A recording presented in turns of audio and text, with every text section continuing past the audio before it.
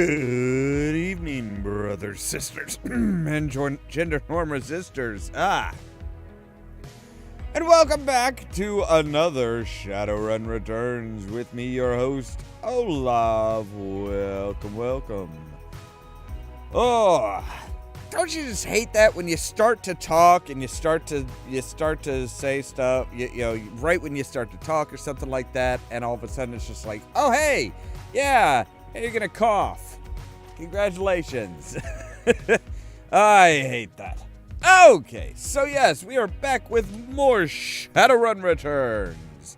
Last time we kind of got into the real meat of it. We found out, we helped Coyote get out of her problem, out of her being kidnapped. She went back to her old building that she grew up in to take care of Stevie J. It didn't go so well. Did not go so well. Thankfully, we were able to deal with most of the hellhounds because we were smart enough to notice the receipt for zebra meat and inquired with people who knew their shit as to why somebody would have zebra meat.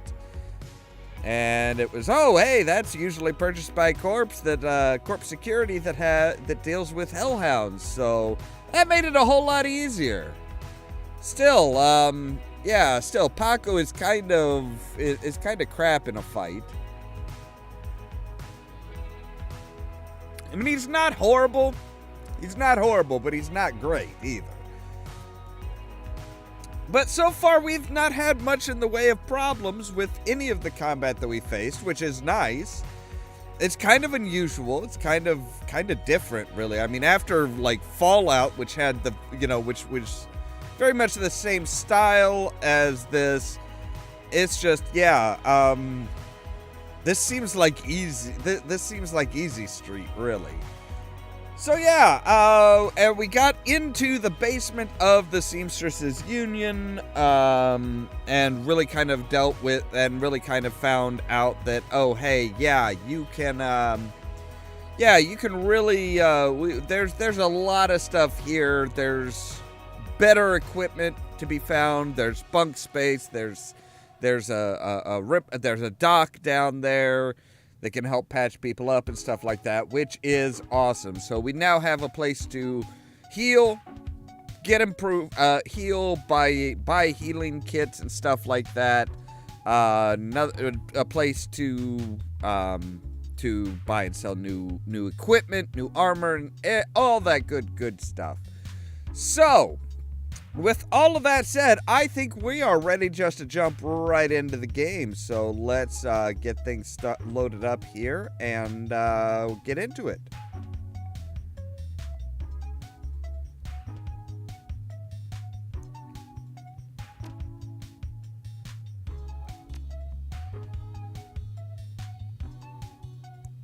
Despite Coyote's clear desire to stand on her own 2 feet, basically it's just going into the same old stuff of, hey, it's, her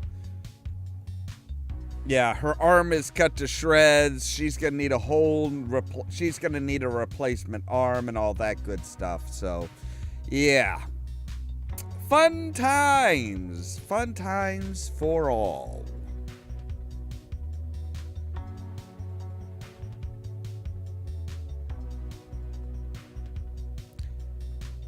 All right, come on now. There you go.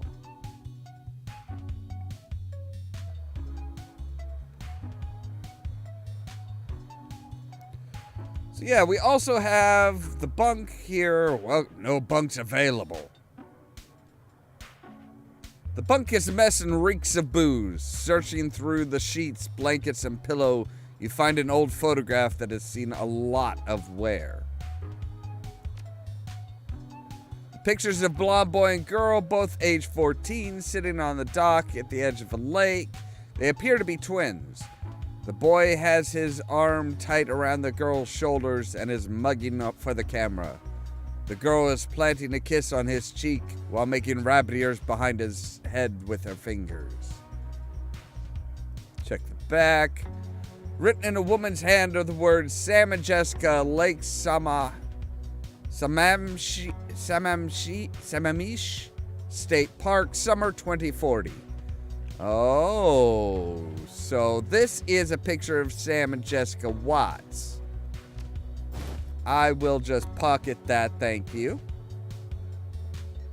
And we have, oh, this is our stash. Okay, this is our stash. Wait, why am I not using... Okay, that is equipped. And I also have... Oh, okay, I also have a...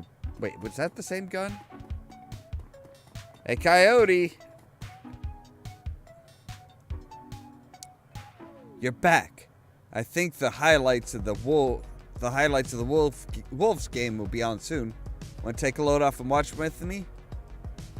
I found something in the bunk Sam was using. Yeah? Great. What is it? A photo. Did you know Sam had a twin sister? Yeah, I did. He mentioned her once or twice. It didn't sound like they get along that well.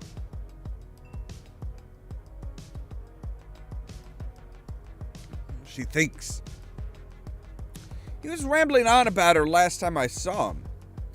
By that point, he was completely gone. I really couldn't follow what he was saying, and he sounded miserable. Your comlink chips, and the screen shows a smiling face of Officer Aguirre. If he's smiling, it must be about money. Officer Aguirre, what a pleasure to hear from you. Yeah, we're buddies. Look, let's go dancing soon. Listen, the Ripper got another one. The victim worked at the NTSB investigation facility down on the docks. You owe me for this.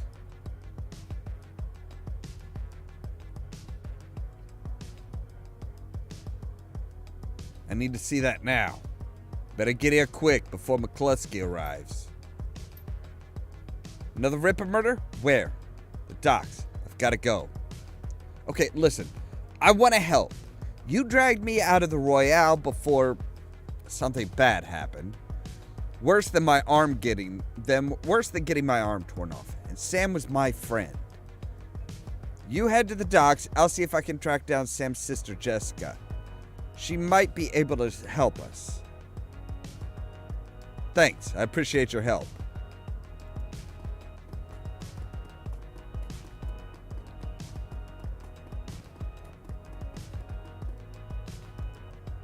What do you sell? Oh, Theodore Buster Gruberman is a well-groomed orc, dressed in the precision that takes the straight lines of military officer's uniform. His hair's cropped short, high, and tight, as they say, and the neatness of his presence is only compromised by the uneven tusks protruding from his mouth. The only other deficit in this picture of perfection is the man's cybernetic right arm, which is obvious enough to notice, but not so obvious that it ruins the line of his suit. Okay, what can I help you with? I'll take a look at what you got. Okay, so you've got, a better basic assault rifle that is surprisingly good. Okay, so it's got more capacity than the AK-97. It's got the same range, same damage, higher capacity. Not really sure that's worth it, though. Can I sell? Yeah, I want to sell that. I want to go ahead and sell my frag grenades.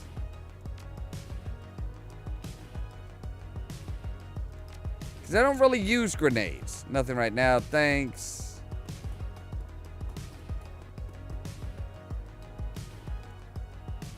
You look like you've got, here, take a look, show me what you have. You've got armor and stuff, but nothing really exciting or new.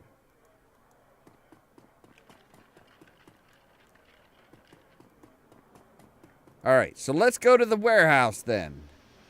Let's hit the docks, baby.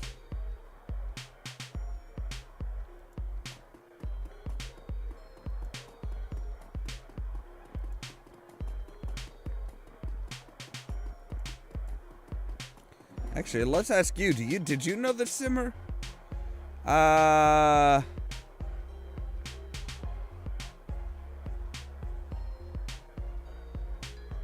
Any Johnsons or fixers here tonight? In addition, Mr. Delilah. Okay.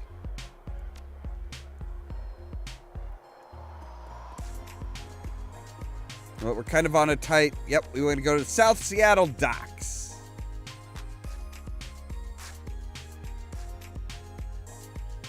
Leaving the Seamstresses Union behind, you head to the docks. The Ripper killed Sam, and maybe he or she slipped up with this latest victim. Left some useful evidence. Only one way to find out. South Seattle's your typical industrial area. Grit, grime, and gray. The rain doesn't help matters any. Layers of dirt mixed with abandoned wood pallets repurposed into makeshift furniture for the day workers. Garbage collects in the gutters of the broken down street. Disreputable is this district's middle name. So it's the South Seattle Disreputable Docks? Your destination, the National Transportation Safety Board warehouse. It's located on the small strip of the dock towards the less maintained end of the waterfront. Despite the presence of those who linger in such places, it's quiet as you approach the gate.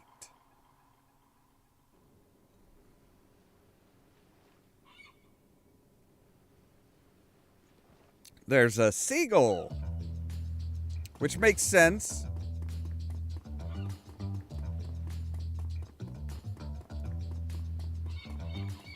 Ha! The guard looks bored. He toys with his gun absentmindedly, like he might shoot something on a whim just to watch it die. Wow, that's kind of gruesome. Hey, you're about to trespass on corporate property. You looking to get dusted, street scum? Officer Aguirre called me in. Needs me to rule out if the killer bypassed security or if they were let in. Oh, of course. I'll open the gate. Aguirre is just inside the warehouse. Definitely no holes in our security here. Tip-top shape. That's why I like being a smooth talker.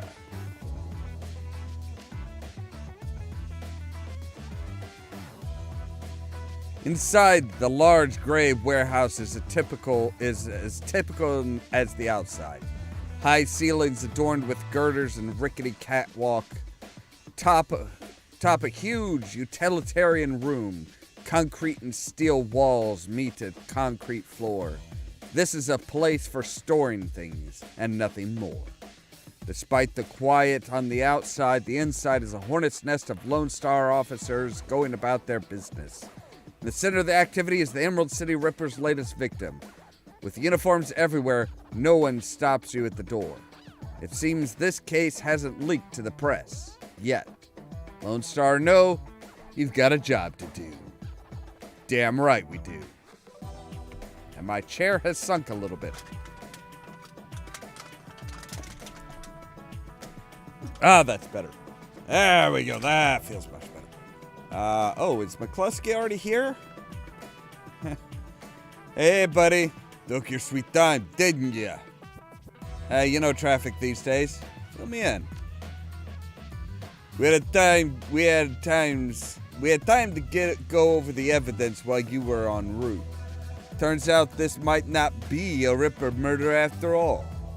I left the computer on in the office if you want to see for yourself. The victim worked at the NTSB warehouse as a black box researcher. NTSB? The National Transportation Safety Board. This warehouse used to go over the wreckage from plane crashes to try and determine what happened.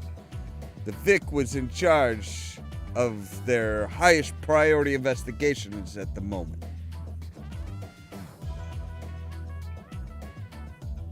So what you're saying is that this person might not actually be a victim. He may have been researching a black box that nobody wanted him to find. You've gone through the victim's computer and his case notes indicate that he was selling secrets. He had kept records. Well, that'll get you killed quick. It did. Some runner like you probably offed him to cover up the corp master's involvement and tried to make it look like a Ripper killing. Here's the office key. Check out for yourself if you want. I do want.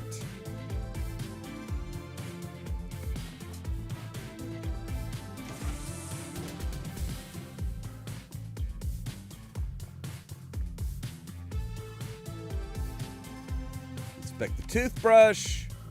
The blue toothbrush is still wet from being used. It smells of mint and cigarettes. Inspect the comb. The comb is black plastic, has some wire gray hairs stuck in it.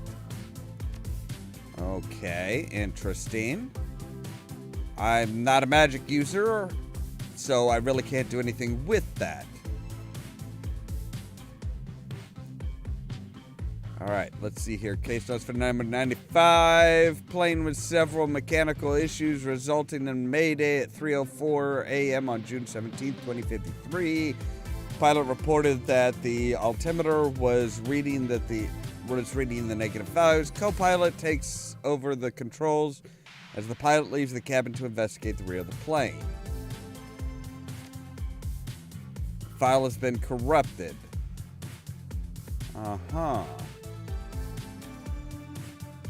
Let's see here. Whitney Unmained. Corporate owner Erez.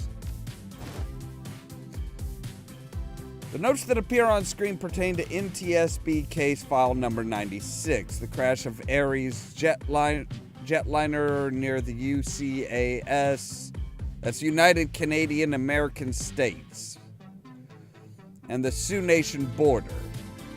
The crash is reportedly the result of equipment failure. Reading further into the investigator's notes, however, you find substantial evidence linking the crash to an experimental Renraku research initiative. This information could be worth a great deal to the right buyer. You download the research. Damn right, because, hey, we got to make money on the side. We got to make money on the top, bottom, and both sides. Was that it? That's it. Okay, so yeah, definitely sounds like he found out some information that was not exactly... Oh, hello, shaman. You are not a cop. She looks up, watching you warily. I'm independent. What's your relationship to the dead man?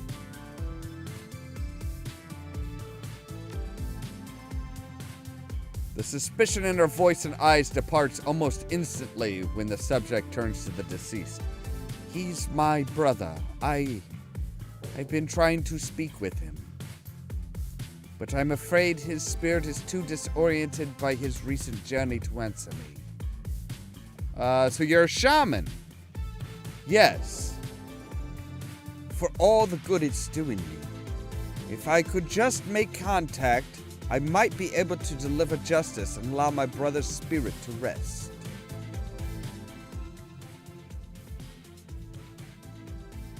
Drop that music down just a little bit.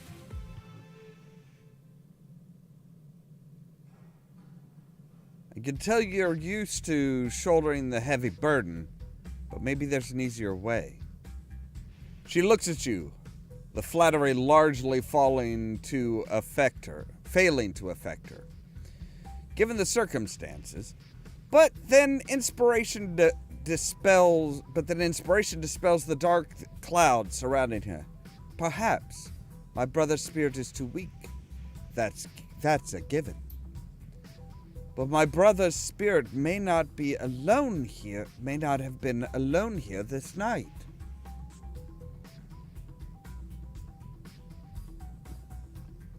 She closes her eyes and concentrates, droning a low chant that you can barely hear. Yes, there are others, other spirits who may be of help. Her features harden in frustration, as if she's searching for something that remains elusive. Sighing, she opens her eyes and fixes you with a stare. But I can't do it alone. What do you need? This warehouse contains the spirits of plane crash victims trapped between worlds. They wish to help. They wish to be heard. And I think they have something to say about my brother's murder. Lone Star won't let me in there, but you seem to have the run of the place. If you can find personal items that belong to the victims, I believe that I can summon a spirit to speak with us. I'll need at least 2 such objects. Can you find them for me? Of course. Confidence, baby. Confidence is king. So, alright. We need to find personal objects in here, I'm guessing. Right? So they have everything laid out, the seats laid out as if they were, as if they were set up in the actual plane. Search the shoe pile. You find nothing about the shoes. Okay.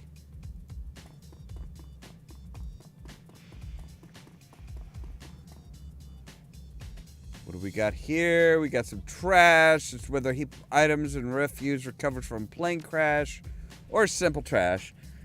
A sticky substance of some sort seems to have seeped through the trash pile. Wow, that's a lot of S's.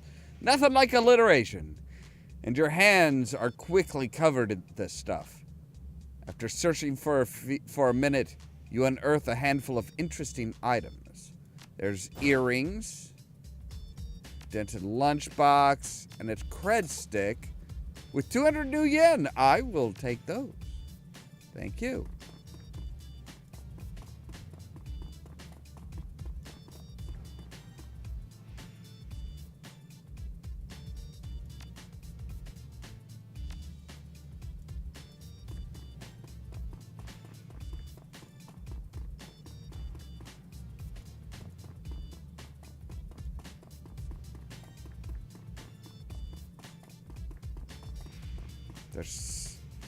Oh, I was going to say, I'm like, there's something about the urinal.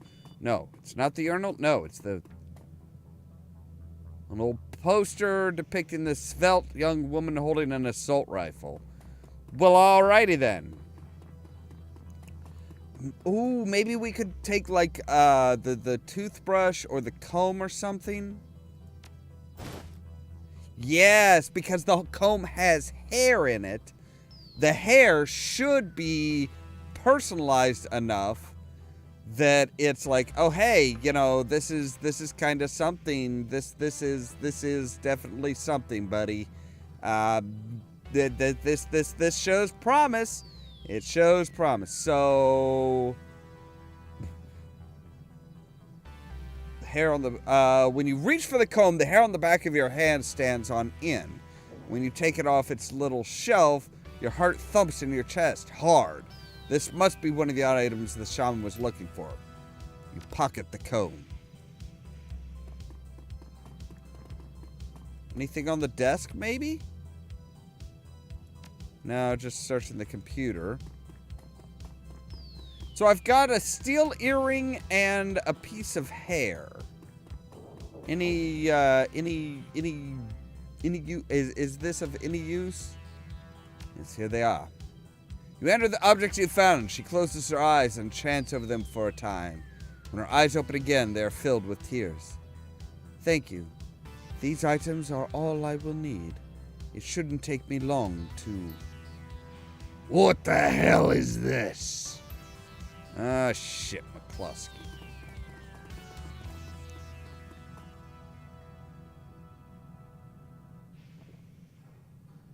She's the victim's sister, sir.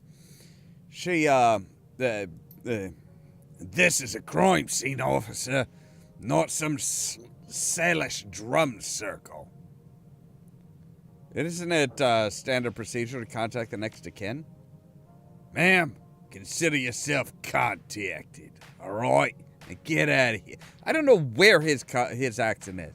I know I did like a New York, Jersey type. Now all of a sudden it sounds more like he's more like Australian. Get the hell out. Come. If we stay much longer, I'm liable to do something I regret. Or worse, something I'd enjoy. I did want to talk to Dresden. But I guess I don't get to. So yeah, I mean, it doesn't sound like it was actually the Emerald Ripper. That man is an ass. She stares daggers at McCluskey from across the warehouse. But there's no helping it now. I should just be grateful you were able to collect these items before those claws carted everything off. Can we still summon the spirits? Not from here, I'm afraid. Spirits such as these have domains to which they are anchored. We need to get back in there. Yeah, well, rented cops like these won't tie the place up for long. Agreed. I expect we will be clear. It will be clear by nightfall. Are you sure you're up for this? If it means your brother's killer doesn't take another life, then yeah. Thank you. Now, since we have the time, you should probably enlist some help. They may post security overnight. And I'm going to go out on a limb and say you know where to find the kinds of people we need. You could say that, yeah. Good. I'll put up the money if you find the bodies. Wow, she gave me 4,000 new yen. 4,000 to hire guns for the night. Meet me back here at midnight. The spirits will be strong then. All right. As you start to leave the warehouse, your comlink chirps. See, now this time it says chirps, not chips. I think that first one was just a spell. It was just a typo. The face of Coyote pops up on the screen. Hoi, Ollamh the Unready? You in the middle of something? Just getting jerked around by Lone Star. Same old thing. I hear ya. Her jaw sets. I don't know if I ever told you this, but I was born in the Royale. BLT pushers like Stevie J in the squads ran my whole world when I was growing up.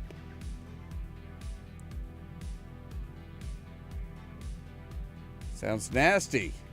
It was. For all kinds of reasons. Well, yeah, but I have a cousin, Gino, who's been missing for months.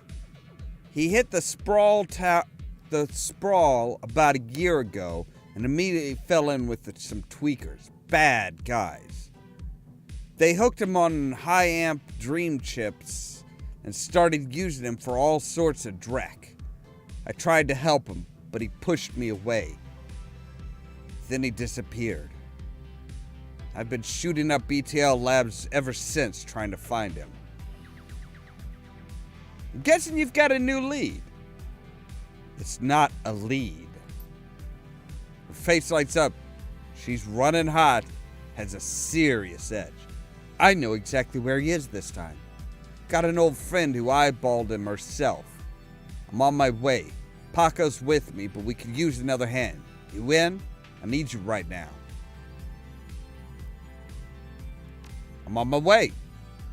I knew you'd come. I'll send you the address. See you soon. Right, so that'll fill the time between now and midnight. Coyote's Crusade. The cluster of dilapidated buildings where Coyote told you to meet her appears to be the remnant of a public housing project. The buildings look like a cesspool filled with human debris. You find her standing with Paco on a street corner, eyeing the roofs. The doorways, the windows. Despite his attempts to engage her, Coyote barely says a word as the three of you weave your way through the tenements. She walks purposefully, her new cyber hand flexing open and closed with each step. It's unclear whether the action is voluntary or not. You circle around the back of the building and Coyote jumps up, grabs the bottom of the fire escape ladder, and pulls it down. Without a signal, she starts to climb towards the roof. Paco looks at you worriedly and starts up the ladder. Oh great, so I gotta look at Paco's ass instead of hers? Ugh. Fucking dick. Thanks for meeting us, Ollamh the Unready. I owe you one. Hey. Maybe I can find a way to make this pay off. You never know. Oh, hey, listen. I got good news for you. You know Sam's sister, Jessica? One of my contacts found her for me while you were on your way here. I called her and asked her to meet you at the Union today. Hope that helps. Great job. Good job. Thanks. Least I can do. All right. Let's get this done. My cousin Gino will be in one of the squats past the door up ahead. I hear there's a whole lab set up in there. From my experience, there's usually a lookout watching for cops outside and a guard on the door inside. Like I said, I don't know how much firepower to expect, but these guys are nasty. So stay on guard. I just want to get in, grab Gino, and get out. I get the feeling we're going to be taking out a lot of these assholes. Right behind you, babe. Let's do this. Well, hang on a moment. I've got some karma to spend. Like increasing my rifle so that I have the Deadeye ability.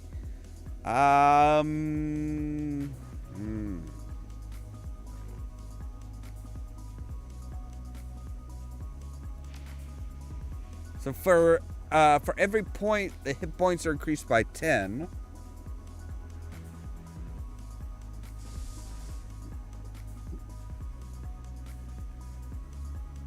Use calculate chance to hit, and ranged combat reduces the chance to be hit by enemies' physical attacks. You know what? We're going to go ahead and put the other 6 karma into just quickness. And we're going to save the game real quick. BTL Cooker. Hey, buddy. How's it going? Oh, BTL Clocker. Sorry. The orc looks twitchy, his eyes rolling in his head. He scans the 3 of you, looks past to see if there are others, licks his lips and nods throughout as if going through an internal checklist. Hoi hoi, how you doing? Good day for a trip, ain't it? She leans in, whispering in your ear. This guy's a clocker. Trades work time for chips. Part salesman, part lookout. Probably has a signal device for the guys inside. You want to go for a ride?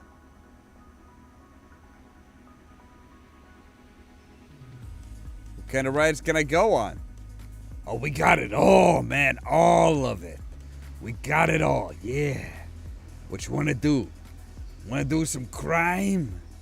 You want to be bad? We can hook you up.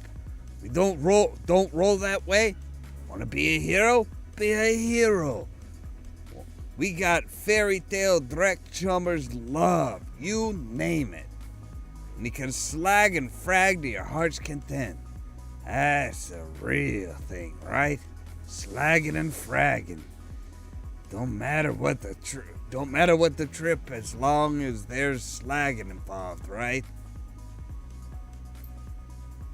Coyote eyes are hard, her pupils tight little pinpricks of hate.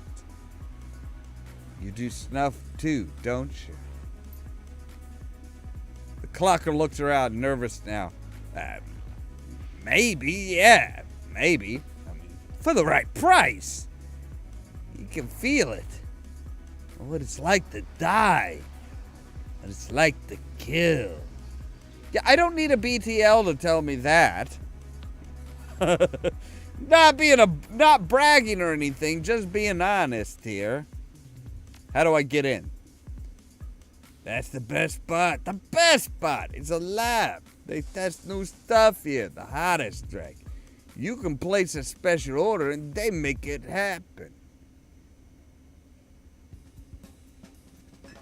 You buy a pass card from the guy at the door. It'll get you in and out anytime you want. Then you can buy a Beetle, BTL, and slot it right there. Our guys guard you while you're chipping. Safest way, chummer, safest way. Just let me in. I'll see you around after this. Probably see you lots, huh? Huh? Yeah, okay.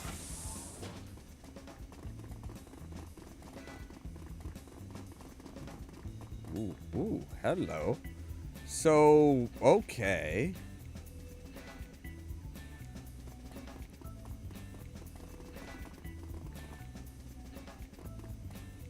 Who are you? You are a concerned woman.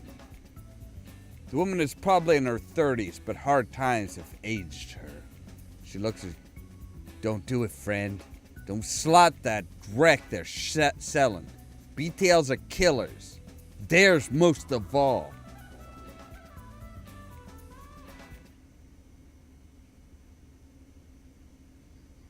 Look, do you have a card to get in there? No, but Jamal has. My son's card. Took it off him when his brain fried. Jamal's down the hall. Don't know if he'll give it up, but that's between you and him. Any chip heads in the lab? Yep. All day, all night. They can they can be dangerous too. Wait, chip heads dangerous? Really? Once someone's chipped, they can send them any program they want. Make them do whatever. Turn them into whores, killers, anything. What kind of guards do they have in this place? They're serious. This place is backed by the Yakuza. Japanese mafia. Oh, man. How many and what kind of firepower? There's a guy on the door, Charlie. He sells the passes to get in. He's not tough. Blind in one eye. There's another 5 or so waiting around. 2 of them are bad news. Covered in magical symbols. Mean suckers. Right, and those are the first guys to hit. Those are absolutely the first guys to hit. 5 or 6, that's not too bad. And we have surprise on our side. We're looking for a kid named Gino. You know him? Who doesn't? He's here all the time. Gino's a clocker. Trades his time for chips. Like a little errand boy. I saw him go in there this morning. Hasn't come out, so I imagine he's riding a dream chip. Alright, I gotta go. But thanks. So, right, their doorman's blind in one eye. Jamal? What you looking at? I got a pass card. Give it to me. This is the Baron's, Ollamh. You want it? You take it.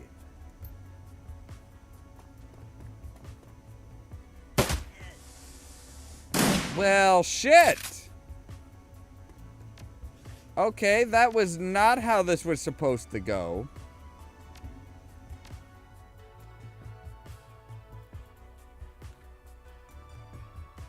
That was so not how this was supposed to go. Like, I'm sorry. I did not. You know what? No, we're gonna talk to the doorman. We're gonna talk to the doorman.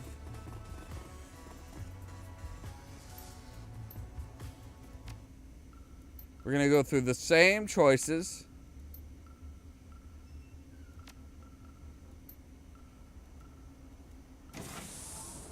We're gonna talk to the concerned woman. Then we're gonna try just clocking the doorman.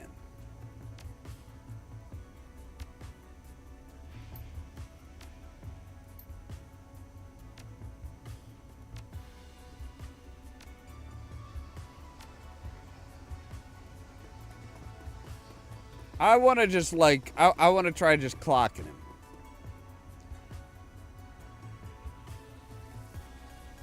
Sucker punch him in his blind eye. Boom. Well, hello, boys.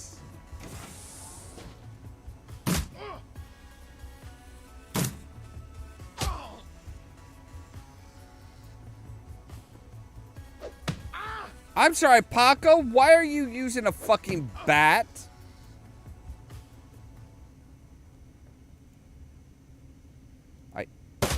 I do not agree with using shotguns. Shotguns are like the worst, especially in close combat like this.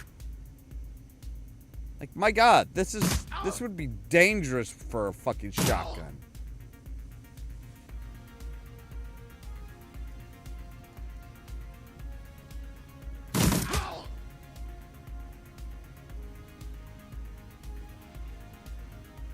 So, all right, we got a notebook. Leaf through the notebook. The notebook contains lists of illegal SimSim rides and names of clients who have purchased them.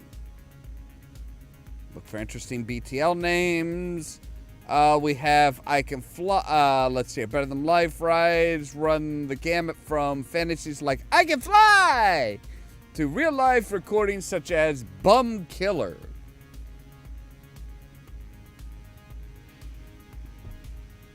So you go around slaying asses? Is that what you're talking about, or are we talking about something a bit more gritty and guttery? The list of rights doesn't seem to have much value. Oh, but the client names. Now, I bet the client names probably got a few people that are like, ooh, shit. You, really? You, really? This person comes in here and gets a BTL?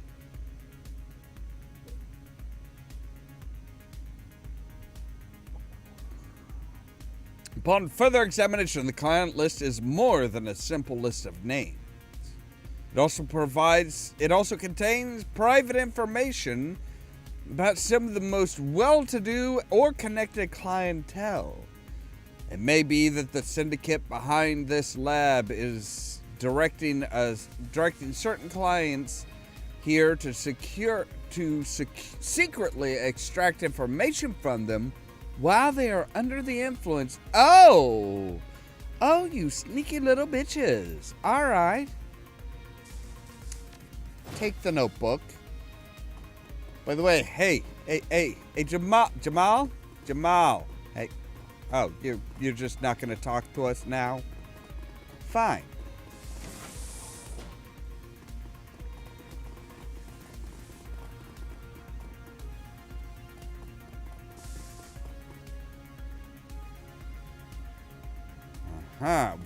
Wow, that is just a big ass hole in the fucking wall.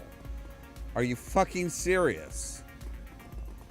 Alright, up here, entire floor of this tenement has been given over to a chaos of technology and squalor. Across the room, a chromed out Decker argues loudly with an armed thug, abruptly falling silent as they turn towards you. The shotgun-wielding thug squeals in panic. It's the crew that took out Stevie J's place. I told you it was only a matter of time.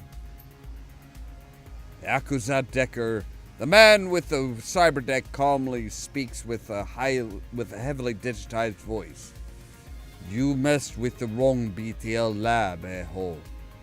This is a Yakuza operation.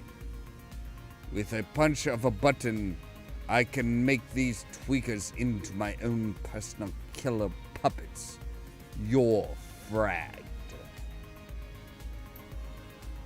Ollamh, don't attack any of the chip heads. They don't know what they're doing. You could hurt Gino. No civilian casualties. Got it. I have a concussion grenade. Better than fragging the tweakers if they get caught in the middle.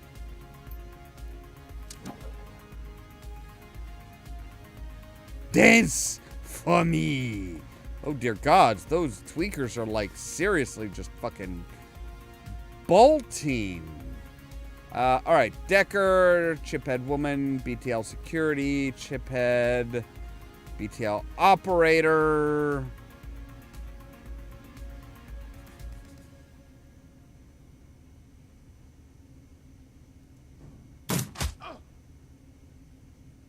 You know what? Can I do? Yes, I can.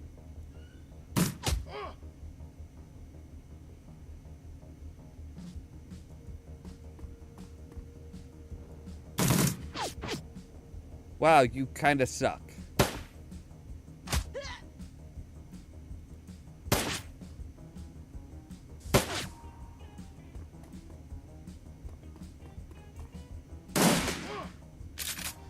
Well, all right.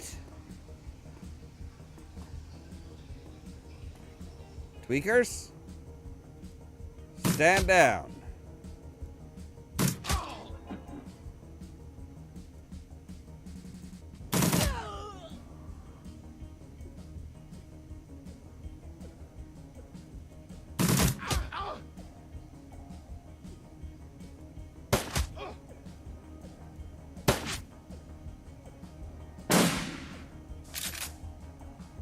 Nice shot, asshole. And now you're gonna run closer? Really? Shaman. Fucking take him down. Everybody focus on the shaman till the shaman is down. Alright, reload. Coyote. Maybe hit the shot. Thank you! I was gonna say, fucking hit him, maybe? I mean, I know it's a wild concept, isn't it? And this is why you don't clump.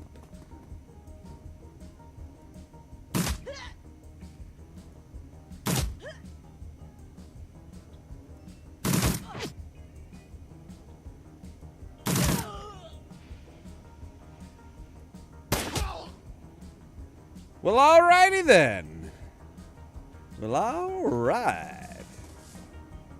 Alright. Oh, shit. Now we got a mage in the house. Okay. Also, use a basic med kit on yourself.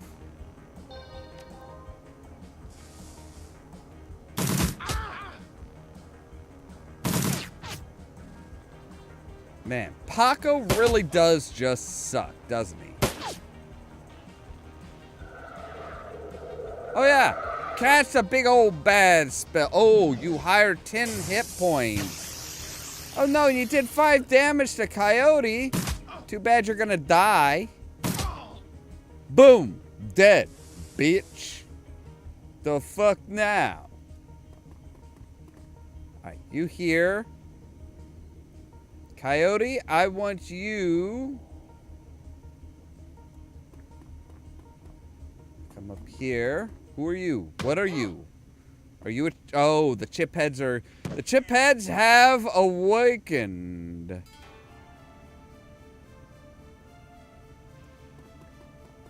I'm gonna come over here, alright? Paco, you do not actually... Paco, go hit the button. Go hit the button, tell him to fucking back down.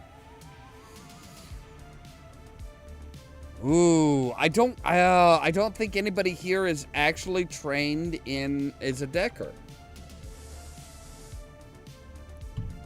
I don't think anybody here is a decker, are they? Are you a decker? I don't think anybody here has decking ability. Nope. Forcibly turn them down. They won't attack us anymore. Gino? Gino!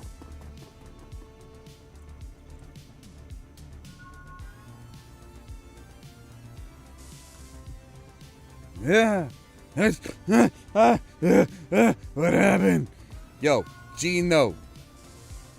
You ejected BTL. Gino's been writing. He gasps suddenly and his eyes flutter open. He looks confused. worse than the other chipheads you've seen. His lips are white and chapped, his eyes sunk into his head. There's vomit on his shirt already, and I'm pretty sure it's not his mom's spaghetti. And sweat on his forehead. When he speaks, his words are slurred. He's burned. What the hell? You slaughtered me out. You fucking slaughtered me out.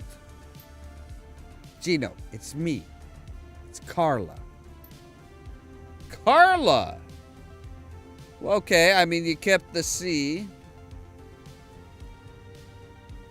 Gino looks at her with glazed eyes. No recognition. Slot me back in, goddammit. This is bullshit. I don't want to be here anymore. Slot me back in. Looks around the room angrily, his hands reaching for his implant. Coyote grabs his wrist and stops him. Gino, no! Yeah, treat him like a dog. That'll help. Coyote, be careful. Gino wrenches his wrist from Coyote's grasp and then staggers back. Reaches under his shirt, pulls out a gun. Coyote watches him, horrified, with tears in her eyes. Gino waves around, blinking wildly. Back up, man. Just back the hell off. Up. Look, go easy. What's wrong with you people? We're trying to help you. This is the way you help me? Look at this place. Look at me. Looks around the squad. Oh, God. Look at me. There are drugs that can help you, Gina. We can go slow. We'll go slow. He drops the gun. Paco quickly scoops it up. Coyote grabs him fiercely. He slumps into her arms and she rocks him for a long time. Her head buried in his shoulder. When she looks up, she locks eyes with you. The deepest gratitude reflected on her face. We're done here. I'm done. I don't need to step foot in one of these places ever again. Damn right you don't, Toots. We did good today, though. We got your brother out. We didn't kill any chipheads. We may have the Yakuza breathing down our necks before too long, but, fuck it. Why? What the hell? Shannon's plan is the best lead you've got to find more out about the Ripper. But getting back into the warehouse is going to require some support. In case the direct hits the fan. When doesn't it? The Seamstresses Union will have exactly what you need. A fixer. Finding this necessary middleman and deal broker is key to the most plans involving the Shadowrunners.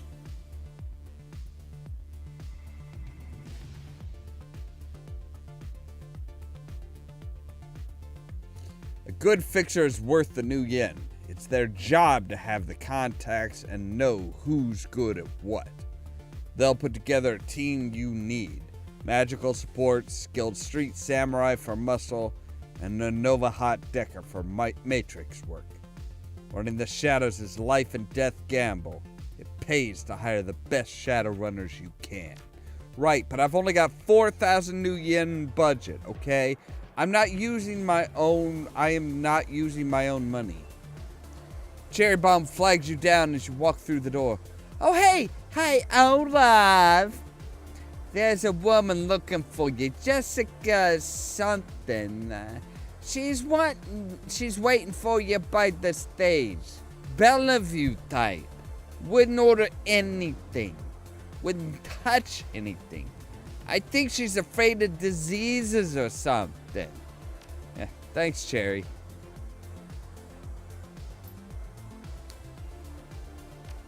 I'm gonna look around, alright? You have fun, darling. Yep. Jessica Watts. Ah, Jessica. Hi. At a glance, you can tell that Sam's sister Jessica is from a different world. The opposite of Sam in almost every way. Her suit is tailored, her eyes are sharp, and her style exudes authority.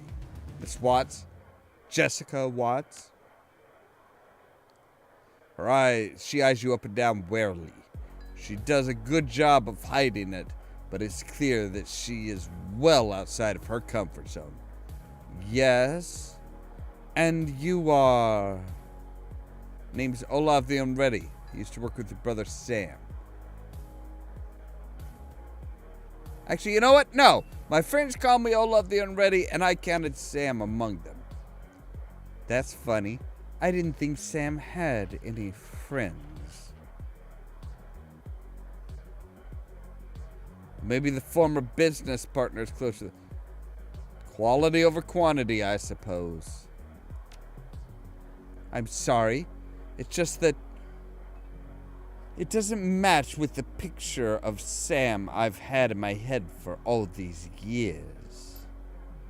He shakes free of the thought and attempts a lukewarm smile. So you're one of them. The one I was called about. Yeah. Yeah,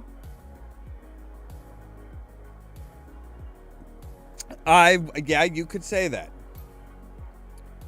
A woman calling herself Coyote contacted me with this morning to inform me that my brother was dead and that I should come to this place and speak with someone about an investigation. That's right. I'm hoping you can help me get to the bottom of this. Actually, you know what? No, I'm very sorry for your loss. Thank you. And I appreciate you coming all this way. I'm guessing the Barrens isn't what you're used to. I must admit, it isn't. None of this is. She then furrows her brow, reading you more critically. You're not with the police, are you? I'm getting a lot of that lately, but no. By the look on her face, she's clearly struggling with this. I'll be honest. I would just as soon put all this behind me. The fastest way to do that is through proper channels. Surely there's an official police investigation going on. Why not let the professionals handle this? I am a professional. But you must have better things to do than waste your time researching for whoever killed my low-life brother. Ooh, you did not get along with Sam very much now, did ya, baby doll? We lowlifes stick together. Besides, I'm not doing this. You know what? First, Sam is my friend. Second, I'm being paid for my trouble.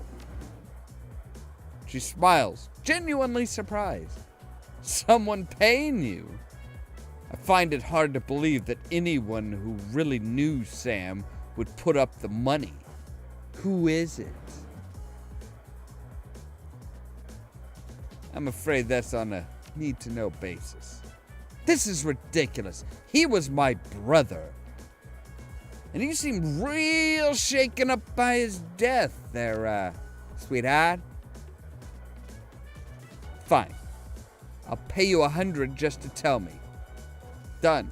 Sam Watts. Easiest 100 new yen you'll ever fucking make, buddy. Damn. I don't understand. It's called a dead man switch. Triggered when he died. I'm to believe that my drunken sot of a brother hired you to find the person who killed him after he died. Her boredom mask drops momentarily, and in a sigh, she reveals the briefest glimpse of real emotion. I left Seattle to get away from Sam and his bullshit. Now I'm back, he's dead, and I still have to deal with him. Jessica composes herself, and in a breath, the mask is back in place. Listen to me, Ollamh the Unready. You seem like a decent person, but I'm trying to move on with my life. Our mother killed herself last year, and Sam... Well, Sam was Sam, you know? I've worked so hard to put my family issues behind me. I don't want to see this drag on.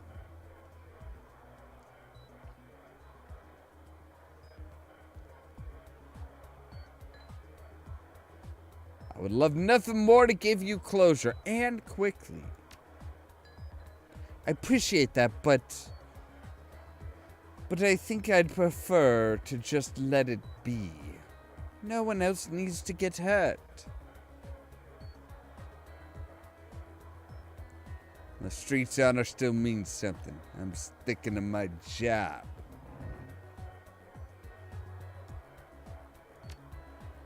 Honor? What about honoring the wishes of the living instead of the dead? The living can change their mind, the dead can't, so fuck you, bitch. Never mind.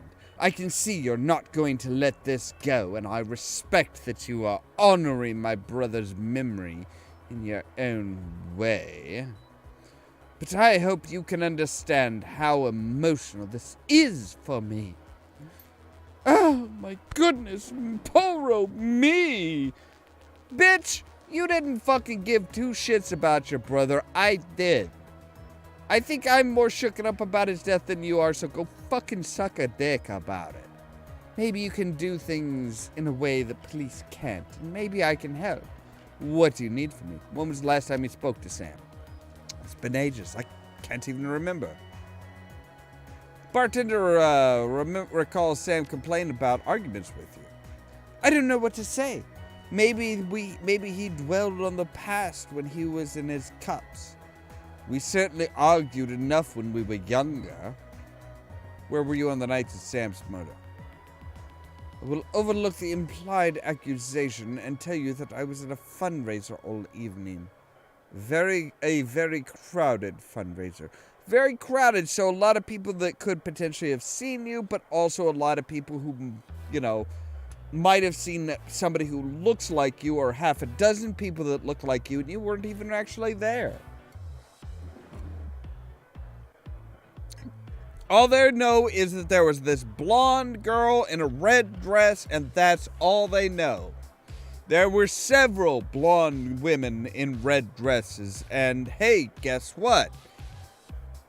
One of them kinda sorta looked like you, so they assumed that that was you.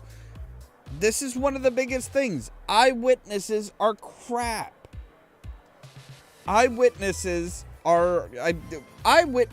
People who witness something very rarely actually know what they see. This is why video is so important these days, because eyewitnesses are crap. They've always been crap. Did Sam have any enemies? Sam's biggest enemy was Sam. I don't know any others. You would likely know better than me these days. Were you and your brother close? I think I've made my feelings about Sam pretty clear, don't you? Don't seem to care whether his killer faces justice. Of course I want justice. I just can't let him drag me down again. Jessica takes the video from you guardedly, as if it might sting her. But the guard drops the moment she looks at it. Where did you find this? Found it in Sam's bunk. Can't believe he kept this. It's one of the few possessions he still had.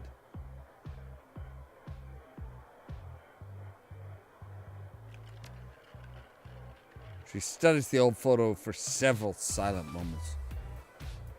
What happened between the two of you? Things were different back then. We were different. We were a family. Then after our father died, things began to change. We couldn't get back to a new normal. Well, you can't get back to a new normal, you stupid twat.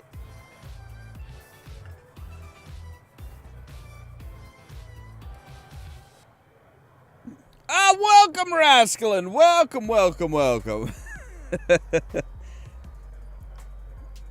Yeah, I know exactly what you mean as far as like, oh yeah, a bunch of stuff just like piling up. It's like, oh yeah, hey, here's a bunch of stuff to do. It's like, okay, yep, fun times.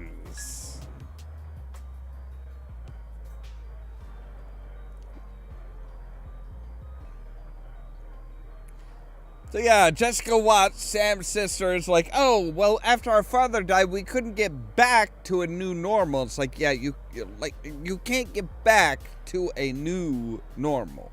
New normal implies that you are shooting off onto a new path rather than going back onto the path that you were on previously. So yeah, it does make a lot of sense. With our dad around, there was always a reassuring order to our lives, but after everything got mixed up, you can never really appreciate the importance of a person in your life until they're gone. The remorse plays across her eyes, and it seems that she's not just talking about her father. Jessica then steels herself to tell the rest. Sam tried to be the man of the house. He truly did, but he couldn't handle it, and pretty soon, he spent every dime of our father's life insurance. Every dime. After that was gone, with Mom working 2-3 jobs, he spent her money too. I couldn't stand the way he abused her trust, so finally, I just had to leave. She holds the photo forward, one part of her ready to relinquish it along with the past, another looking to hold on to both. May I keep this? Please do. Thank you. Tell me about your mother and her death.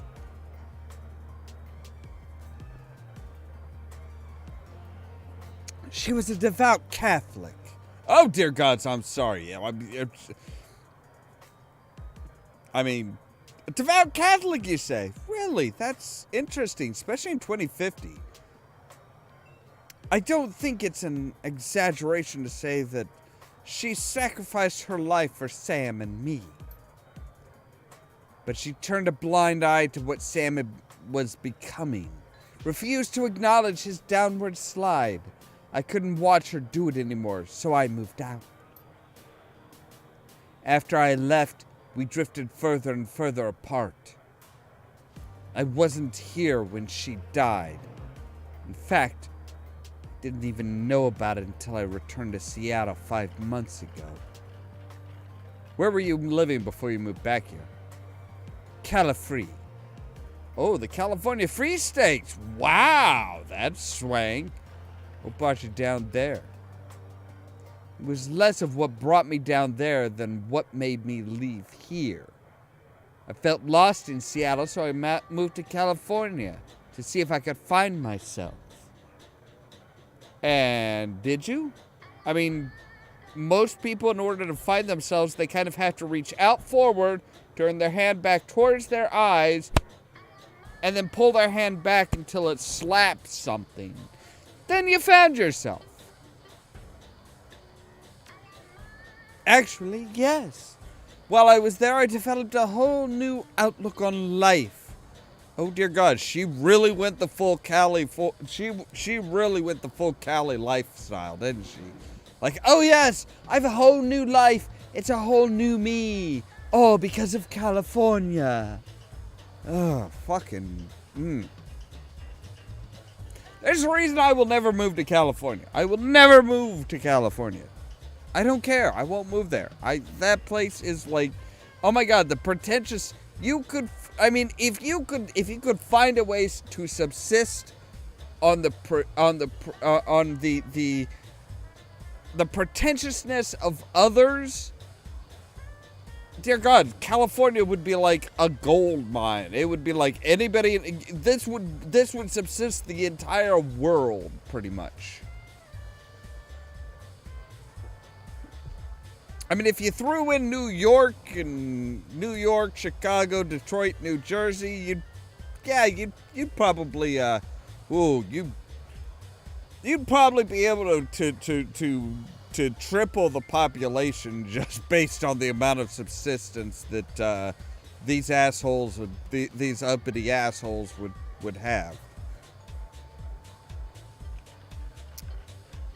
A vision of what the world could become, and I came back here to help make it happen. I've taken up enough of your time. Thank you, Miss Watts. Just as well, I need to get back to the office. Before I go, you should know that I'm reinterning my mother's body tomorrow, and I'm arranging to have Sam buried with her. The funeral is tomorrow at Our Lady of the Blessed Sacrament, 7 o'clock. You're more than welcome to attend. I wouldn't miss it. Goodbye, Ollamh the Unready. I hope you find what you're looking for. Stay safe. Yeah, a little concerning. Honestly, more than a little concerning. If I'm honest, that is much more than a little concerning. It's all right. We need to put a crew together, Mr. Delilah. Mr. Delilah. You talking to me? There's a business to transact. Am I right? Of course you're right. It's your job to be right. That is correct. You're a smart guy. Better a smart guy than a wise guy. What can I do for you, smart guy? I need to put a crew together. You got scratch? You plan on paying me out of your earnings. How much is this gonna cost me? Well, for your speed, hired help running about $1,200 a head. If you start taking on tougher jobs, well, more experience the runner, the higher the rates. So 1,200. I've got 4,000. I'm gonna need what? If I need 4 people, that's gonna be 4,800. That would be an extra 800. I think I can. I'll pay for it up front. Excellent. We agree on terms. I've got some runners on call if you need any special requests. Yeah, I'm ready to go. Let's see them. All right, so Moon or Shannon Half Sky. Yeah, you're obviously.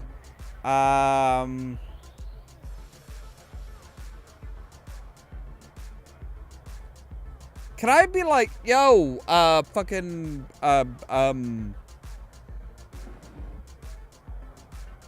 what's her tits?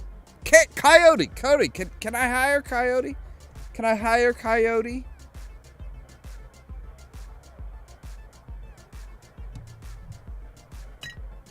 Apparently not. But I do need I think we should probably have a Decker. The Grim Peeper. Yes, that does say the Grim Peeper. Okay.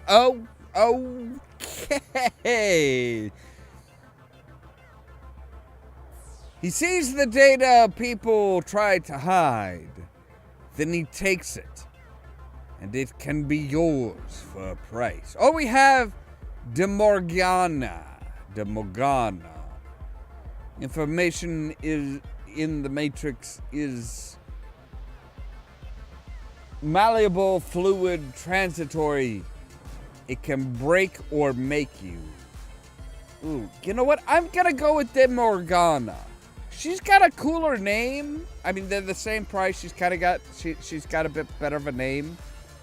So I have me, the badass fucking like sniper. I've got a shaman.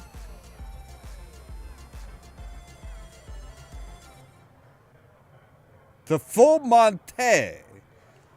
Love to squash things smaller than he is. Bonus fun is killing things a bit larger, too.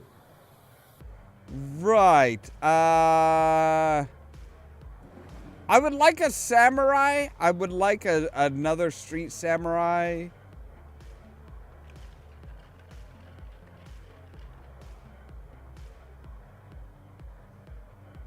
But I don't really, you know what? Okay, fine. I guess I am not going with anybody naming himself the Full Monty. I'm not going with somebody calling himself the Full Monty.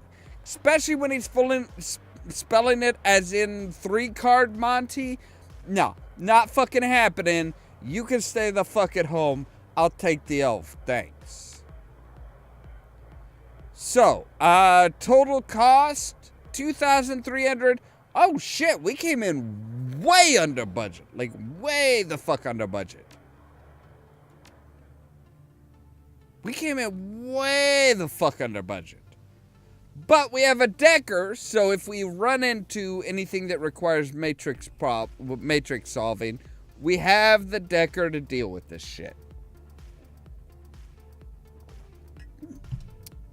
We have somebody else who is good with guns. We have the shop.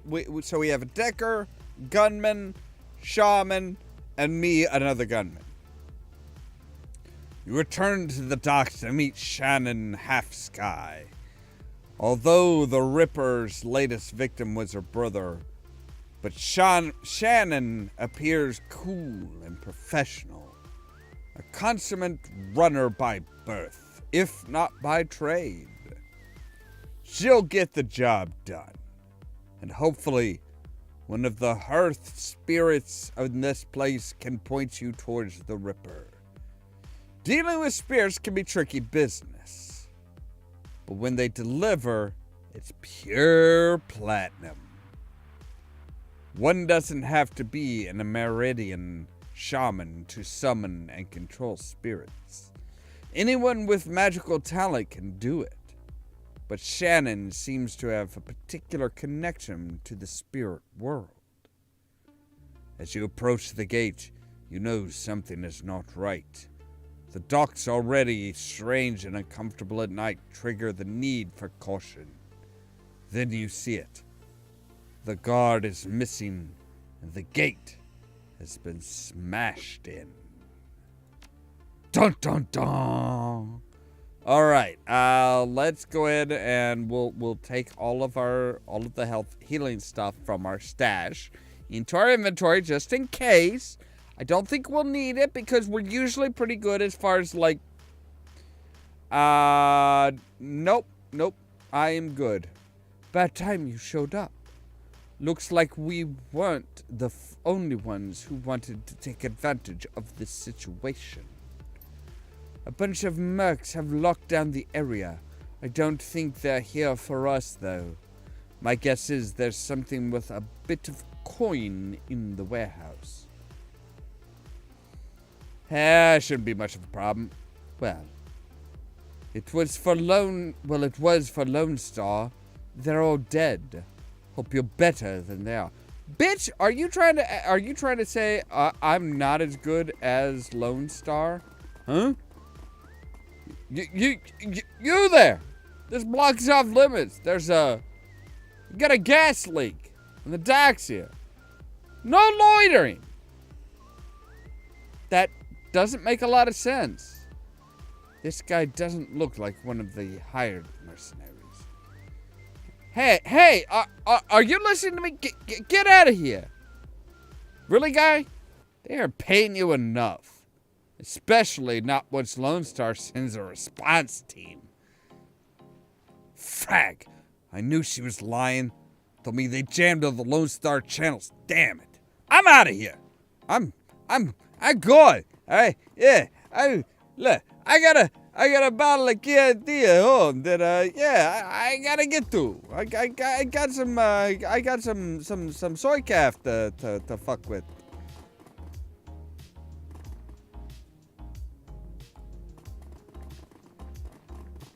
Is there anybody out here, really? Nobody? I mean, I'm kind of surprised that there's... Oh, there we go. Oh, but I just happen to be, like, crouched down. Oh, you poor bastards. You poor, poor bastards. Because that is the Deadeye shot.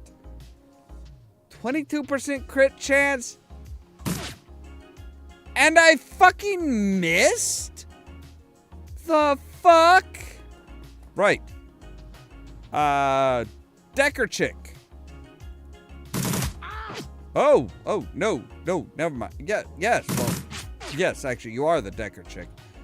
You are the street samurai.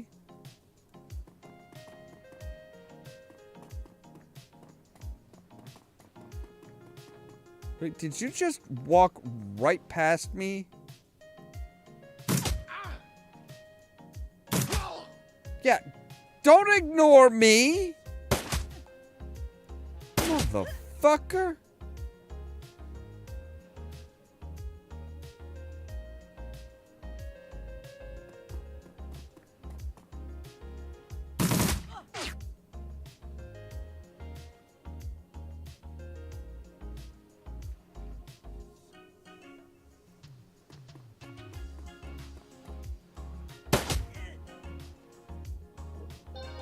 Oh, you got a heal, poor little baby. Oh shit, we got a magic user on our hands. Don't worry, the magic user is down because I'm a badass. Fuck, I think everybody's down now. Ooh, key to the warehouse. Woo, woo. Ooh. Well, I'm sorry, was there somebody that... Yes.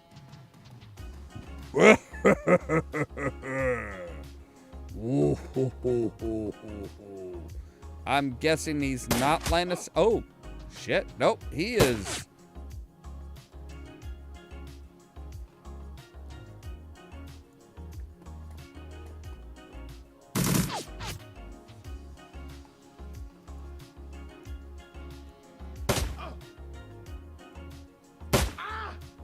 Yeah. Ooh, fuck me. All right. But guess what, asshole? Now you're my size, bitch. And I do a lot of damage. I'm just gonna say, I do a shit ton of damage, motherfucker. Like, you are in every... Oh, you need ammo. All right. They're all down. As soon as the last merc hits the ground, the docks turn silent. Fucking A, bitches. You run with me, you're gonna be A-okay. Just saying. You might even get a few little sweet rewards, you know? Little something in the palm of your hand. Or a lot of something in the palm of your hand. I don't know. It depends on how good you are. Head inside the darkened warehouse with Shannon. Her eyes have a far-off gaze associated with looking into the astral plane. When the world changed, the Native American tribes made a resurgence as well, demanding a place in the new world. They got it. The Salish Sidhed Council now represents 8.6 million Amerindians across the multitude of tribes. Salish, Makah, Sinkirach, and others. They've adapted to the awakening better than other nations, thanks to a deeper connection to the world, both physical and spiritual. You can see the connection alive in Shannon now. You notice the shift in her focus as she returns to the present. She nods to you. You can sense the spirits in this place. Now you just need to find them. Ooh.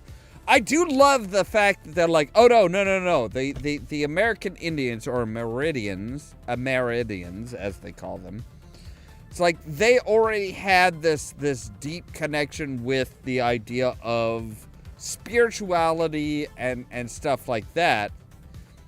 That most Americans have just kind of like shuffled off into, you know, religions that they don't even really believe in much.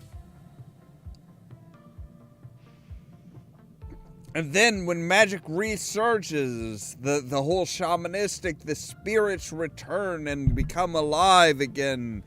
They're like, oh yeah, no, we know what the fuck is going on.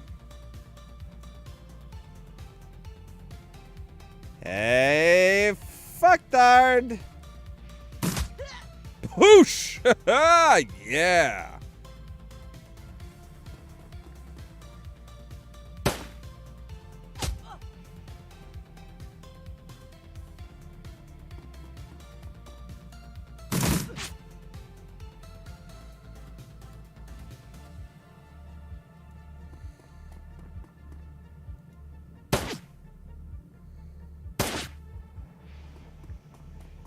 Really? Took one shot and missed?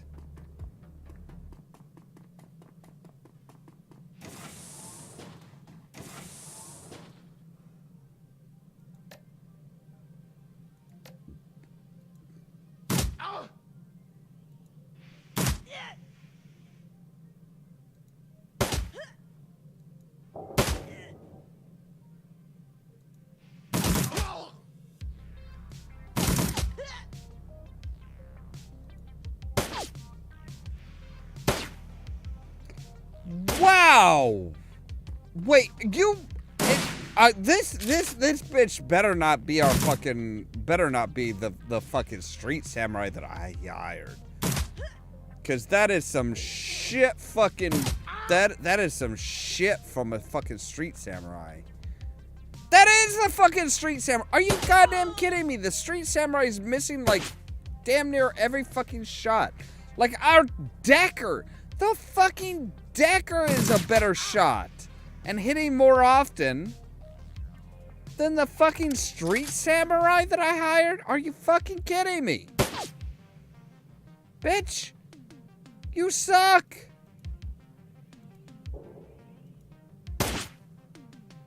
I understand you're like, oh no, I'm a street samurai. That means that I'm like, you know, sword and shit, right? It's like, well, no.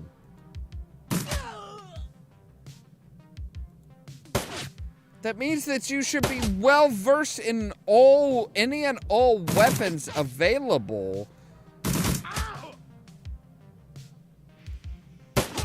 Oh my God, she hit somebody, everybody!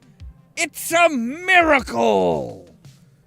Dear gods, you are the fucking worst street samurai I've ever fucking met. Like, seriously, you suck ass. And not like in a good way, like, oh hey, you're good at analingus. No. You're horrible. You are bad.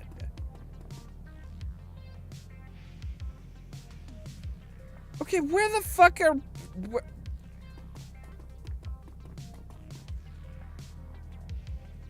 Where the fuck are we supposed to be finding somebody?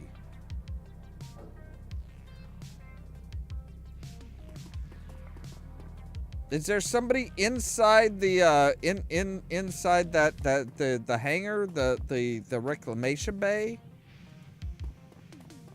All right, Miss Street Samurai that sucks so bad.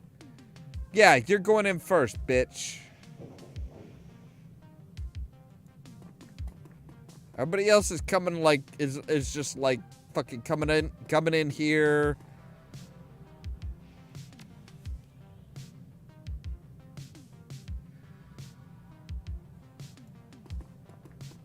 We're all like prepping in the fucking in the halfway house.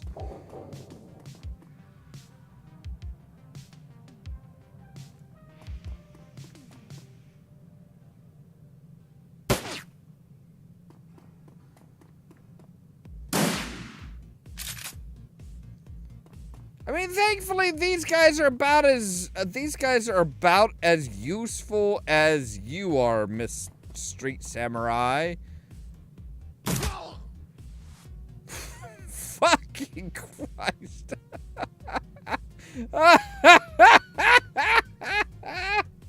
Oh my God.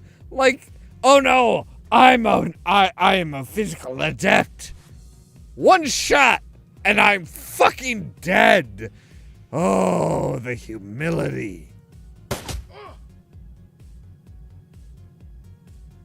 Oh, the humility. I am so embarrassed. I was gonna say, dude's like right the fuck in front of, he's not even crouching down. My God. What? Whoa, whoa, whoa. I told you to fucking shoot.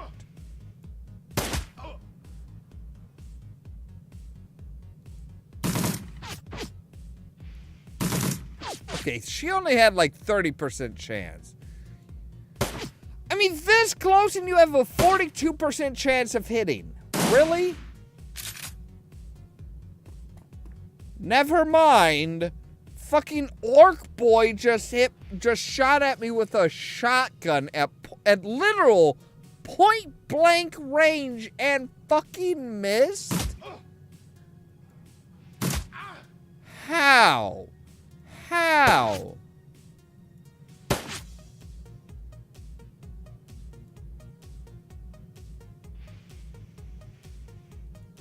Alright, you come up here. Reload. You try and hit him. There you go. You at least hit him once. I'm sorry, you missed me at point blank range and you think that moving back into a more guarded position is going to somehow improve your aim? I'm not. What did I get? I got an Ares flight recorder.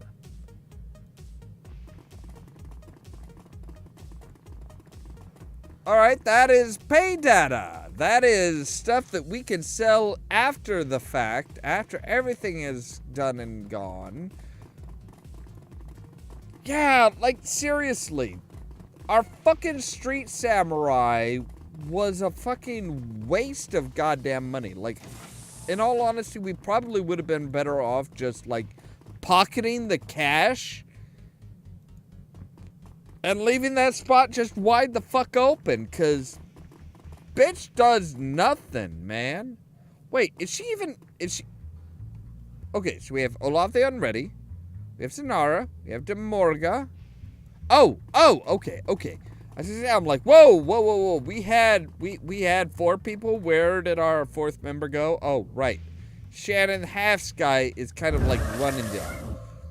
Now, I will now summon the spirits. Hi, souls! Ooh, you're, you have seen better days, child.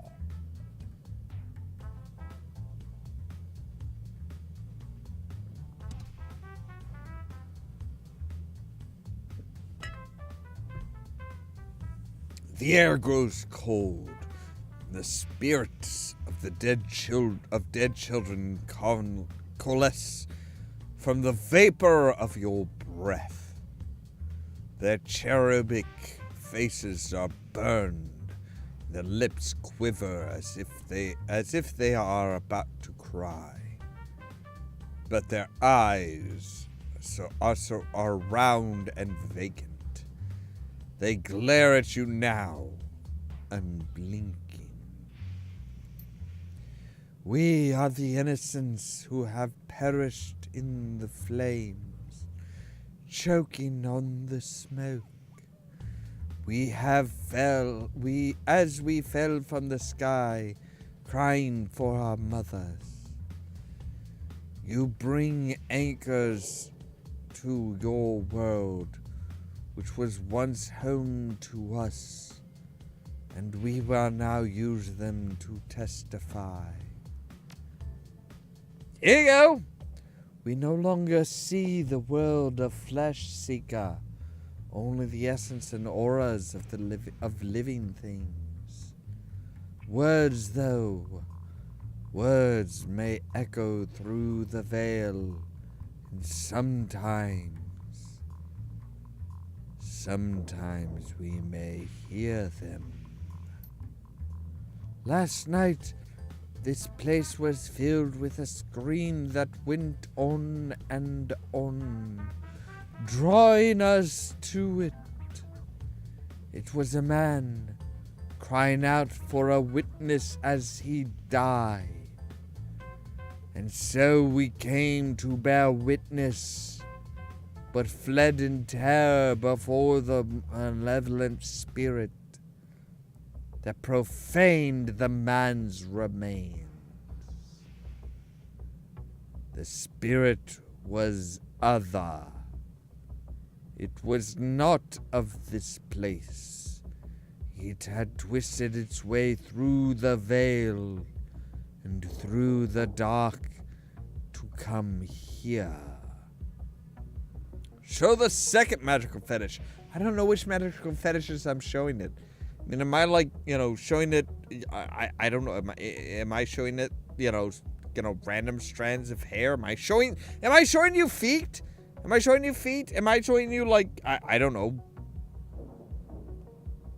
a workout shirt with like huge pit stains? What am I showing you that is so fetishistic? When the other had gone and we returned to our vigil, we found two creatures of flesh. One you would call an elf, unsullied by technology and able to channel the energies of the cosmos. Yet his spirit was corrupt from within. He was dark and twisted, yet not like the other. So we did not flee. So there was an elf present, much like the ugly elf that we saw at the last Emerald City killing. Not Emerald City, the Emerald Ripper.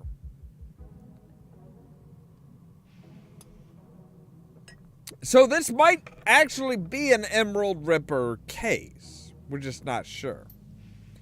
The second we knew to be a troll. Ribbons of his essence had been flayed from him, leaving cold machinery behind. His aura was the aura of one simple and confused. Between elf and troll lay the remains of the man whose sister now chanced to us for justice. So there was a troll. I mean, now that is one of the interesting things that I have to say about Shadowrun over Cyberpunk. It's the introduction of magic, the reintroduction of magic, and the idea that if you were to view somebody's spirit, somebody's aura, who has like a cybernetic arm, that arm would be pretty much just like a negative zone of spiritual energy. It wouldn't be invisible because it's kind of like, if you're looking at heat range, being as cold as possible doesn't mean that you are invisible. It would mean that you would actually be a deeper black of, you would be a hole cut out in the general ambient temperature. So if you're trying to defeat any kind of thermal imaging or something, you want to be this exact same temperature as your environment. You don't want to be as cold as possible. Sin, you are absolutely right. Sam's a prick. Sam is a dick. But he comes from a family of dicks. He comes from a family of just absolute fucking assholes. Like, none of his family really give a fuck about one another. They are all out for themselves.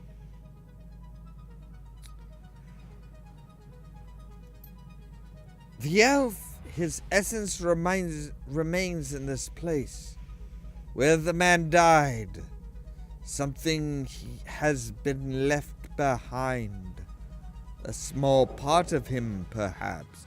Did he, are we talking like skin flakes? Or are we talking like, you know, did he pick his nose and flick it on the floor? What am I looking for here? I just want to know. I just want to know, what am I looking for here? Oh yeah, Sin. We know. It's alright. Spirit, can you tell us any more? The spirit begins to fade. All but the one. Its eyes harden, and it takes full measure of you, as if to commit everything about you to memory. No, we must not stay.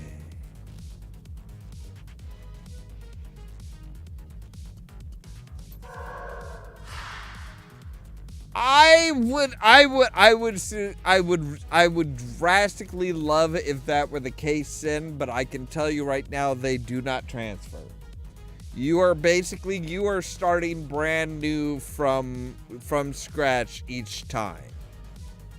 I don't know if Hairbrained Productions had the idea of saying, hey, we're going to do 4 episodes, and in the final episode, in like the big, massive final battle of the overarching series, you bring all 4 heroes together, so you have like your Shadowrun Returns character, your Dragonfall character, your Hong Kong character, and your whatever the 4th one would be character. They're all on a team together. That would have been fucking great. That would have been fucking beautiful. I love the idea of that. And if they ever do a 4th Hairbrained Shadowrun game, that's what I want to see. I want to see us basically connecting with, because there is one character that connects everybody together as far as I know. There's one character, in-universe character, that connects all of your characters together. All of your characters deal with this person at one time or another. And it's like, I would really love for that character to be like, oh shit, we got a major fucking problem here. We need the best of the best. So, the guy who ran a team in Seattle, the guy who ran a team in Germany, and the guy who ran a team in Hong Kong, and the guy who ran a team in wherever the 4th game would be set, y'all need to fucking work together. Y'all, I'm in charge. Y'all are working for me. Y'all do what I tell you to fucking do. Go deal with this problem. I would love to see that game. Oh my god, I would pay. That is a game, much like in this style. That is a game that I would easily pay $50 to $60 to play, just because it would cap off the series so well. Anyway, back to this. Shannon Halfsky. With the spirits gone, the young shaman releases her hold on the magical tether connecting her to the other realm. She reels from the backlash, or perhaps from the emotional toll of knowing her brother's last moments. They saw him. They were with him when he died. You alright? She takes a series of controlled breaths, only shuddering with the first few. No. But I will be. I don't want that for him. Not what those poor souls have endured. My brother deserves to be free. He will be once we find his killer. Yes, the elf and the troll. We have to find the pieces of the elf. The pieces of the elf the spirit spoke. I seriously hope it's not like... I seriously hope that it is not any kind of bodily fluid, because it's like, if it's spit, sperm, snot, or scat, I am the fuck out of here. I'm not picking up I am not picking up like random moisture from an elf. I don't give a fuck. I do not give a fuck how it helps. I don't care. Really, Sin? Really? Spook took a job with the corp? You went corporate? You fucking sold out? Ah! I don't know if I can. I don't know if I can speak. I don't know if I can ever talk about Spook. Dude fucking sold out. He sold out. Ugh. Yeah, VP of security, sure, but he's still sold out. I mean, he's a corporate bitch now. I mean, even being a vice president, if you are not like fully in charge, like you are the head honcho, you are at the top of the pyramid of a corporation, yeah, you are just kind of a bitch boy. I mean, you may be a well-paid bitch boy, but you're still a bitch boy.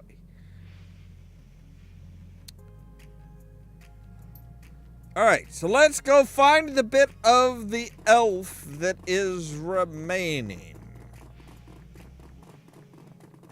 By the way, Zinfandel,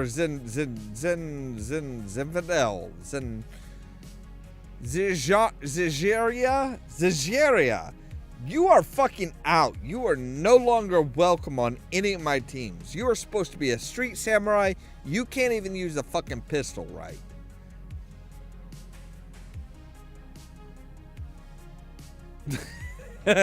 Yeah, you would not, I mean, no offense, Sid, but I think I know you well enough to know that you would not work for, if you were in the Shadowrun world, you would totally not work for a corp. You would not get a corporate job. You would be like, nah, you a bunch of assholes. You guys are assholes, you're stupid as shit, and nah, fuck y'all. Live free. Okay, so we searched the body, the spot where the body of his. We gained. You're a wage slave, but if you had been free, if you were free, you were making money, you were successful without being a wage slave, you were free outside of the whole corporate thing, would you then give all of that up to be another wage slave? Because that's the thing with most of these games. It's like, yeah, if you play it right, your hero should be like, oh no, people will absolutely hire you and they will pay you incredibly well for your skills because you are skilled. You've got the skills that demand the money. Blood. This is where what the spirits wanted us. Oh god, it is fluids. Okay, it is fluids, but blood is better than snot or phlegm or anything like that. Just gonna say. It's not much, but it's enough. She scowls at it, looking every bit like she intends to reach through the small sample, dismember its owner from afar. Perhaps she can. Can you track him with that? I can, given enough time. But I'm still feeling quite drained. I'll need to rest before I can try anything so involved.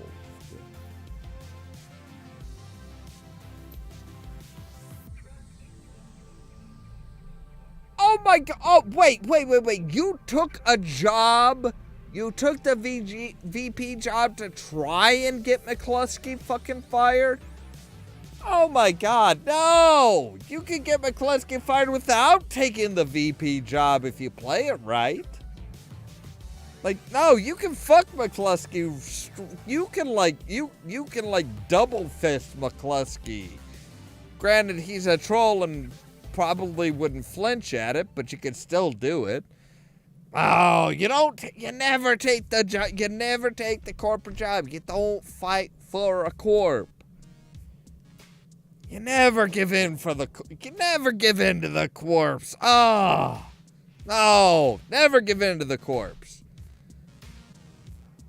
Because much like in the real world, oh yeah, the corporations, especially the high corporations, the ones that control very specific things, they will fuck anybody and everybody just for profit. It's kind of eerie and kind of sad how much, the cyberpunk and the Shadowrun worlds are kind of sort of starting to come true. Like, oh yeah, if we can automate your job, we will, just for bigger profits. Granted, most people won't be able to buy, fewer people will be able to buy our products if we automate our, a bunch of jobs in our factories, but those people that can still buy our products will make more money off of that, so that will offset the people that we're laying off. They can no longer buy our products. So, hey. Oh, see, yeah, okay, Sin, I will make sure that you are here for the finale of this one, because I know you can you can be like, no. You can get McCluskey fired without taking the job. You can get McCluskey fired without taking the job. Well, I'm able to commune with Bear, consult with spirits, and do what must be done. Or when you are able. But in the meantime, you must take some portion of the sample to pursue a more conventional avenue of attack. So you're saying, like, get somebody to find out the specifics, maybe set up a whole DNA match, stuff like that. I do have some friends that might be able to help. Good. Let me know if you learn anything about this elf and troll pair. And should you find them, I want to be there when they're brought low. I want to see the light leave their eyes. For my brother, of course. Not because I'm some sick bitch that relishes the death and destruction of life. I'm a shaman after all. I can't enjoy shit like that. That's just for my brother. That is not for me. That's not a personal thing for me. That is just for my brother. Okay?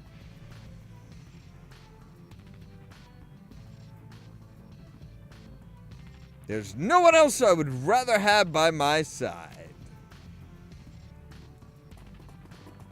See, I'm not a shaman, so it doesn't really affect me as far as like the whole spiritual side of things, as far as being like, oh yeah, I want to see a motherfucker die.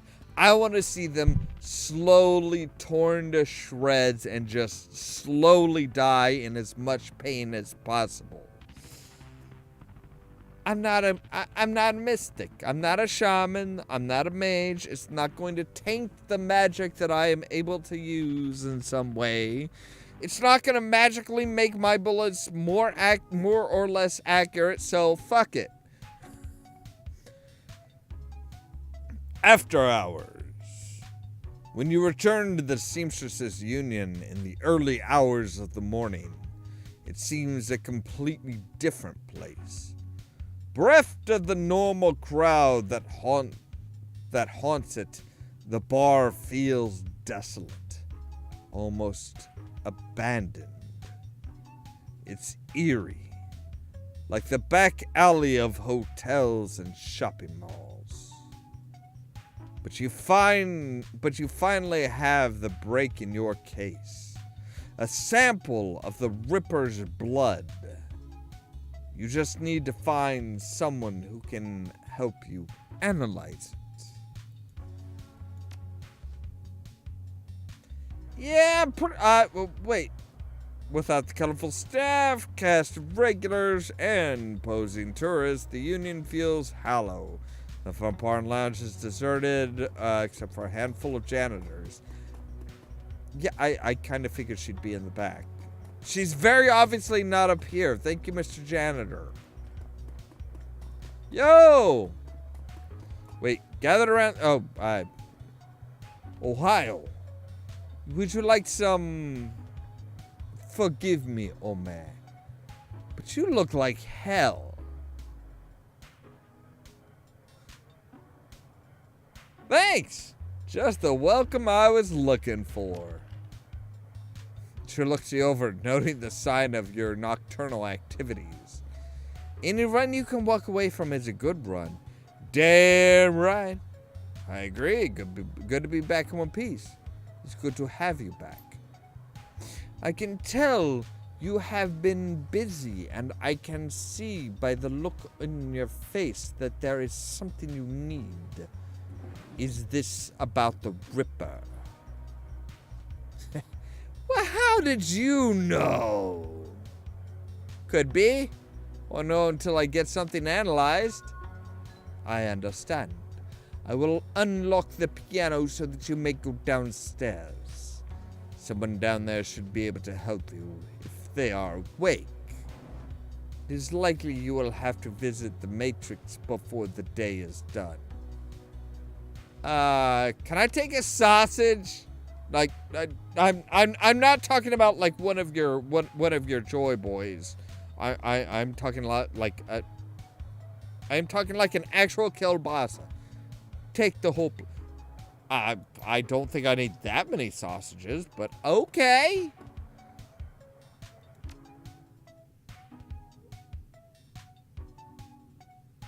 The digital world. You've been doing a lot of legwork on this job, but it's going to require a trip to cyberspace and back to ID the Ripper. The Matrix. Cybernetic analog of inside the grid. The worldwide computer network. Digital world. Information brought to life. Inside cyberspace, your avatar does all the work while your meat body is left behind. All around your avatar are pathways to other nodes filled with data. ICE, counter-intrusion, that would actually be intrusion counter programs. It's IC, it's ICE, IC, not CI. Why the fuck would you flip that around in the description? Like, seriously. Seriously, why the fuck would you flip that around in the goddamn description? It's intrusion counter. Yeah.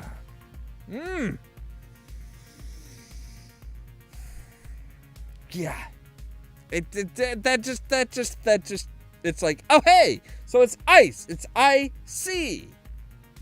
But then when we actually like spell it out for you, it's gonna be CI. It's like then it should be CIE. CIE?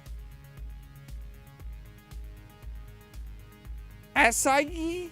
I mean, maybe if you say it's a counter intrusion, then it's SIE? Maybe? I don't know. And other jacked in run. Cyberspace has many dangers as the meat world and more. Locked doors, security countermeasures, black ice that can fry a Decker's brain. Every movement you make in the Matrix can be tracked. if you aren't careful.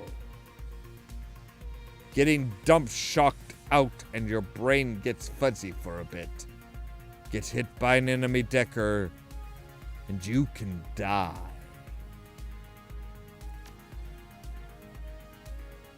Yeah, again, it's one of those things where it's like, okay, so I think we just saved. We just did an autosave, so I think that's where we are going to end for tonight. We actually, wow, we have 21 karma to spend on, we have 21 karma to spend Sunday when we get back to this game. Yeah. Some of the little things like this, as far as how things are done and stuff like that, it's kind of like, it's a little weird. It's a little little disconjointed. Like I said, the whole, yeah, the whole thing of like, oh hey, it's ice, I see. And then it's counter intrusion. It's like, no, it's intrusion countermeasures. Countermeasures being one full conjoined word. Yeah, I mean, here's the thing. With the style of play that I have chosen, with being primarily rifle and charm, rifle and charisma, XP is kind of hit and miss. It's like, look, we're going to need a lot of XP in order to increase our rifle skill up to its max and our charm skill up to its max. But at the same time, we're not going to be as torn as somebody who has like, oh, hey, well, I want to be really, really good with this weapon and a form of magic, or this, I want to be decent with a weapon and decking, or something like that. We're really kind of focused on two principles, two key things: rifles and charisma. Like, I want to be able to talk my way out of most shit. If I can't talk my way out of it, I can shoot my way out of it. And oh my god, my character is like proving that, oh yeah, like any of the street samurai that you're able to hire are shit compared to my fucking character. He is a boss. He is an absolute fucking beast of a man. So yeah, that is where we are going to end for tonight. Now do remember tomorrow we have Pirates of the Geek Vortex, our Friday podcast with, anybody who shows up, well, not anybody who shows up, a select few of who shows up, like Caden, Sin, Rascalin, Gamers Grotto, myself.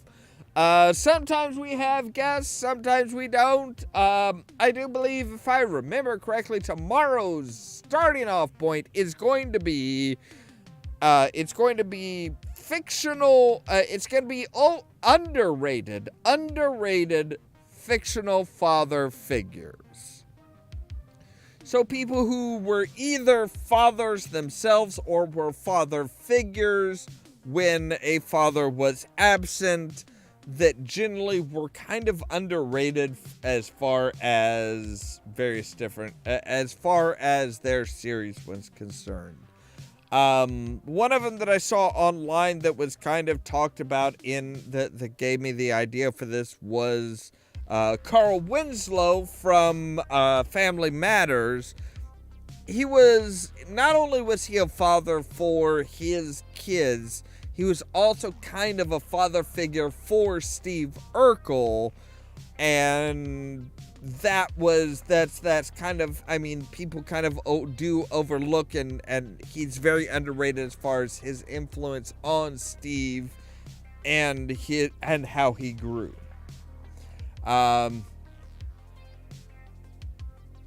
So yeah, that is where we're going to try.